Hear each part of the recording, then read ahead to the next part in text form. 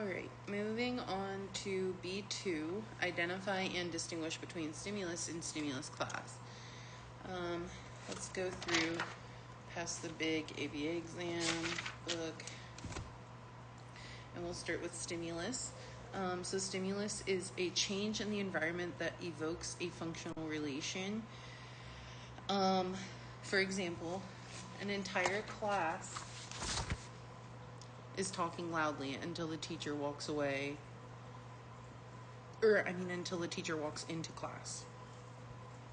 You're looking forward to your date until you receive a text message canceling the date. Those are some examples of stimulus. Stimulus can be a physical event that affects behavior. It can be external or internal to the individual whose behavior is impacted. For example, muscle spasms, bright noises, noise, bright light, person, present, thoughts. Antecedents and consequences are both considered stimuli. Antecedent stimulus, for example, could be the server asked Greg for his food order. The behavior could be Greg orders the food. The consequence stimulus is going to be Greg gets and enjoys his food. So the asking for the food is an antecedent, and getting the food and enjoying it is a consequence. An energy change that affects an organism through its receptor cells. Receptors detect the environmental changes that occur inside and outside our bodies, impacting our behavioral responses. 3 receptors. Proprioceptors receive stimulation from joints, tendons, muscles, etc., needed for posture, balance, and movement. These are internal events. Interoceptors receive stimulation from organs. They're also internal events, for example, like a headache, hunger and pain, increased heart rate. And then you have the exteroceptors receiving stimulation from the 5 senses, which is hearing, seeing, touching, smelling, tasting. These are external events. Most often studied by behavior analysts. These are the ones we're going to see the most at work, but it's important to know the other 2 as well. For example, for exteroceptors, this can be smelling smoke, tasting barbecue, hearing a bird, touching a soft blanket, etc. Those are all examples of what stimulus itself is and what it means to the environment.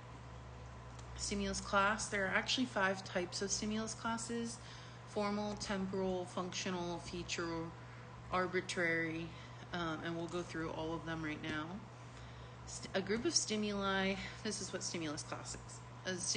A group of stimuli that may vary physically but share a set of common elements and have a common effect on a response class or behavior. Members of a stimulus class can share similarities in one or more dimensions, whether it be form, timing, function, and then members of a stimulus class tend to evoke or abate the same behavior or response class. Let's start with formal stimulus class. This is going to be a group of stimuli that share certain physical features, like topographies. Your example can be color, intensity, weight, proportions, positions. So let's just go with green. You have a green leprechaun, a green tree, and a green apple. They're all going to fall into a formal stimulus class because they all have the same feature of being green. Stimuli in this group can be socially mediated, so requesting from parents, or non-social, a bad smell, loud noise, locked door. For this one, you'll think of labeling a program by features, such as things that are green. Temporal stimulus is going to be a group of stimuli that are related by their place in time. When I hear temporal, I immediately think of time. Antecedents in the stimulus are going to be stimulus changes that exist or occur before a behavior of interest, important for learning and motivation. Consequences for this one are stimulus changes that occur after a behavior of interest, important for increasing or decreasing future behaviors. So how fast are you getting that reinforcer when you do said behavior? That will fall into this temporal stimulus class. Antecedent and consequent stimuli determine what is learned. For example, SDs and MOs are part of a temporal stimulus class because they occur prior to behavior. Reinforcement and punishment are part of a different temporal stimulus class because these stimuli occur after behavior. So temporal stimulus class, it deals with time. That's the most important part. Functional stimulus class, you're going to be thinking of effect here. A group of stimuli that are related by their effect on a behavior. These stimulus changes are defined by a functional analysis of their effects on behavior. So a single stimulus can have multiple functions. Members of this class can have an immediate yet temporary effect on behavior, such as a sour tasting glass of milk may cause you to stop drinking the milk immediately, or a delayed yet longer lasting effect. Behavior, maybe you get stomach aches when you eat dairy, so then in the future you avoid dairy products altogether and you might become dairy free, even if it's like temporarily. Example, a blanket, a sweater, a heater all make the body feel warm. So this is the functional stimulus class. They're all serving the same function of making the body feel warm. Something else could be a Band-Aid, a gauze, and I don't know, like maybe just a piece of toilet paper with some tape. It's all gonna stop your bleeding, to help the body heal. Feature stimulus class is going to be a group of stimuli that share an infinite number of possible common topographical forms or relative relations and evoke the same responses. So members of this group have an infinite number of common stimuli. A Yorkie and a Great Dane look very different, but they have very common features.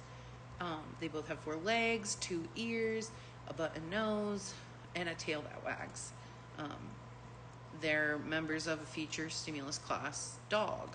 So after understanding the concept of a dog, a person can look at a dog they've never seen before and recognize it being a dog, making these feature stimulus classes. So established by stimulus generalization. First, you have to know dogs can be different shapes and sizes to then put them all into the category of dog, whether it be a Labrador, a Rottweiler, a Yorkie. Arbitrary stimulus class is a group of stimuli that evoke the same response, but don't share a common stimulus feature. Think they don't physically look alike. Members of this group have a limited number of stimuli. Think established by stimulus equivalence. So, for example, 50% half. So you see the number 50%, and then you can see the word half, and then you can see 1/2, and then you can see 0.5. It all equates to the same thing. These quantities don't look alike, but they evoke the same response. It's the same thing, whether you say half or you write 1/2. Another example of this is apple, banana, strawberry, kiwi. They comprise an arbitrary stimulus class of fruit. They comprise an arbitrary stimulus class of fruit. They don't look alike, but they evoke the same response, which is, it's a fruit. You're eating fruit. And then another one is words are synonyms that don't look the same but have the same meaning. So happy, glad, content, cheerful can all stand for the same thing in arbitrary stimulus class. And then the last one is formal stimulus class versus feature stimulus class. So we already ran over what formal stimulus class is and what feature stimulus class is. But now we're going to break down more with the differences between the two because they do sound so alike. So when we're going over formal stimulus class, we're looking at what includes stimuli with a common feature, such as things that are big, skyscrapers, elephants, the ocean, and things that are round, tires, the sun, a bowl. When we're looking at feature stimulus class, we're including stimuli that have many common features, okay? When you break down tires, the sun, and the bowl, they don't have feature stimulus class. Yes, they're all round, but none of them look alike at all. And that's not to say that when we were discussing dogs as an example, they all look alike, but they have a lot of the same features, right? 4 legs, 2 ears, a tail that wags. So, yeah. Again, just examples: pointy ears, tail, 4 legs, button nose.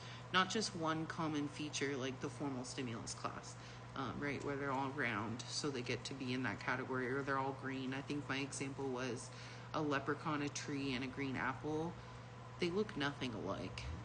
So you'll be able to break that down more than knowing that, okay, yes, it's formal stimulus class because they're green, but it's not feature stimulus class because they look nothing alike, and they don't have these same features. And I keep saying look nothing alike, but I think a better way to say it and remember it is just they don't have enough of the same features. I would go 3 to 4 of the same features, if not majority of the same features, to be considered a feature stimulus class. Okay, I think that is, that is everything for B2. So now we will go ahead and move on to B3.